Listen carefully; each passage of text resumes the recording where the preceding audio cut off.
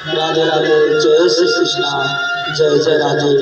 भक्तों, एक बार माता सीता रामचंद्र जी से बोल रहे हैं कि प्रभु, आपके माता कैसी है जो आपको वनवास के लिए भेज दे रही है, वो ऐसी कैसी माता है प्रभु। तो देखो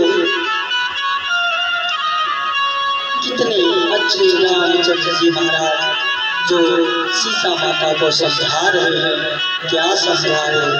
कह रहे हैं कि देवी, तुम क्यों इतनी परेशान हो? मेरी माँ गलत नहीं है, अरे तुम्हारी सोच गलत है। जो भी होता है अच्छे के लिए होता है, इसलिए हमको माता पिता का कहना मानना बहुत जरूरी है। देखो रामचंद्र जी कितने बड़े आज्ञाकारी, जो माता अपनी माँ के कहने पर वो वनवास भी जाने के लिए तैयार हो गए।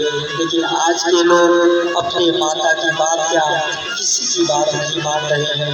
भक्तों, रामचंद्र जी महाराज जब सीता माता माँ कहते ये बुराई करती है, तो रामचंद्र जी अपने सीता माता को समझा रहे हैं, देवी तुम मेरी माँ के बारे में गलत बोल रही हो, ऐसे मत बोलो, क्योंकि मेरी माँ जो जो कहेगी, जो जो मेरे लिए उचित है वही मेरी माँ कह रही है। भक्तों, जीवन में हर लोग स्वयं और आज के लोग माता पिता का कहना नहीं मानते, क्योंकि देखो जीवन में अगर पत्नी भी सही है और माता पिता भी सही है, अपनी पत्नी और किसी के साथ पराये के साथ कितना भी अच्छा कर लो, लेकिन वो लोग इंसानियत नहीं मानते। अगर अपनी माँ के साथ थोड़ी सी कुछ कर लो, देखो माँ कितनी खुश हो जाती है, कहती है। भक्तों, यही तो श्री रामचंद्र जी महाराज सबको समझाए हैं, बोले हैं, हे भक्तों, सब लोग श्री अपने अपने माता पिता के आज्ञाकारी पुत्र बनो। जैसे भक्तों, श्रवण कुमार एक बार अपने माता पिता के रोज खाना खिलाते थे और रोज और उनकी पत्नी उनके माता पिता के खाने में नमक डालती थी और उनके चीनी डालती थी, दूध बना के खिलाती थी। एक दिन श्रवण कुमार खाना जब अपने पिता के खाते हैं तो उसमें नमक मिला होता है और फिर देखते हैं कि देवी मेरे माँ के पिता के मेरी पत्नी ऐसी खाना खिला रही है। बाद में अपने खानों को सरका के अपने पिता के पास रख देते हैं, तो फिर उनके पिता कहते हैं, श्रवण आज तो बड़ा ही मीठा है, आज तो बहुत मीठा लग रहा है। बाद में तब पता चलता है कि मेरी पत्नी मेरे माँ बाप के साथ गद्दारी कर रही है। उसके बाद अपनी माँ को अपने पिता को साथ में लेते हैं और पत्नी को बहुत मारते हैं, बोलते हैं कि मेरे माँ पिता के साथ कितनी बड़ी गद्दारी की हो। बोल दो राधे राधे, जय श्री कृष्णा। आज के लोग माता पिता की बात नहीं मानते और आज का लोग सिर्फ एक पराई स्त्री मिल जाती है, उसी की बात मान के लोग माता पिता को भूल जाते हैं।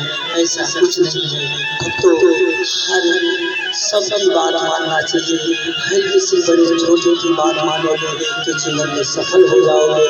भक्तों, बोल दो राधे राधे, जय श्री कृष्णा, जय जय राधे। भक्तों, क्योंकि माता पिता की बात जरूर मानना चाहिए। माता पिता को कभी ना कर पाओ, क्योंकि उन्हें आप ही के ऊपर भरोसा है। अगर आप ही को भरोसा छोड़ दोगे तो बताओ ये जीवन कैसे चलेगा। भक्तों, बोल दो राधे राधे, जय श्री कृष्णा, जय जय राधे। आज का ना कोई श्रवण कुमार बन रहा है ना रामचंद्र जी, अब तो सबके अंदर कलयुग सवार हो गया है। सिर्फ अपना ही अपना देख रहे हैं। जो माँ बाप पैदा किए हैं उनका जीवन कोई नहीं गई है भक्तों, बोल दो राधे राधे, जय श्री कृष्ण, जय जय राधे भक्तों।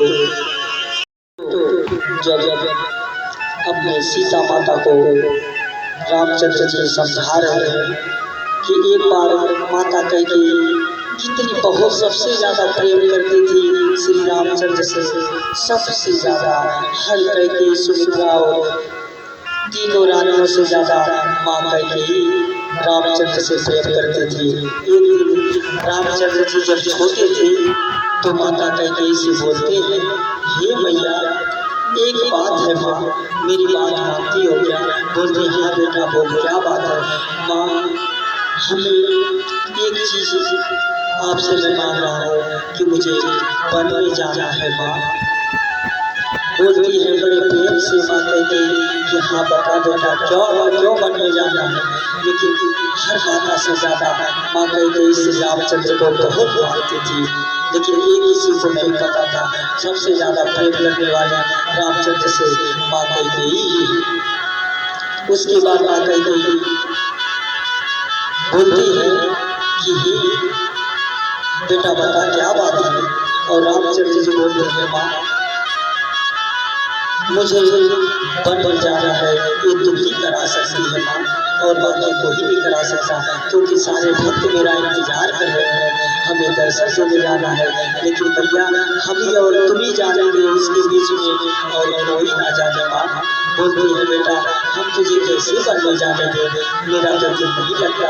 नहीं माँ मैं तुझसे हाथ जोड़ता हूँ, मुझे जरूर वन में भेज देना, क्योंकि माँ हमें कितने लोगों को दर्शन देना है। हे माँ मेरी बात को मान लो। उसके बाद माँ कैकेयी बोलती है ठीक है बेटा, जब तुम जिद कर रहा है तो फिर तुम्हारी बात को जरूर मानती हूँ। और सिर्फ जानने वाले माँ कैकेयी और श्री रामचंद्र जी थे और बाकी कोई नहीं था।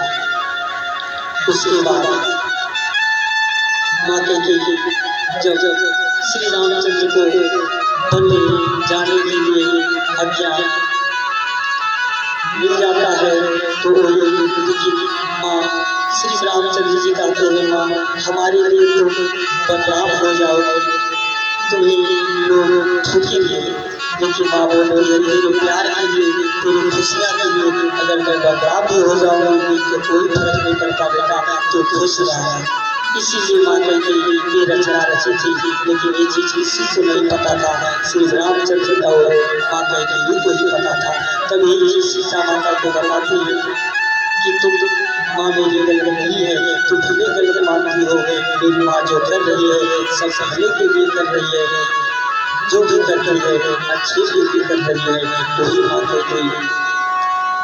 और तो जब रामचंद्र जी के वनवास राजा दशरथ को मांग लेती है और रामचंद्र जी वनवास जाने लगते हैं, और जाने के बाद अकेले जाते हैं, लेकिन अकेले जाने के लिए उनकी आज्ञा तो मिल जाता है, लेकिन बीच में सीता माता भी आ जाती है, प्रभु तुम अकेले जा रहे हो, हम भी तुम्हारे साथ चलेंगे।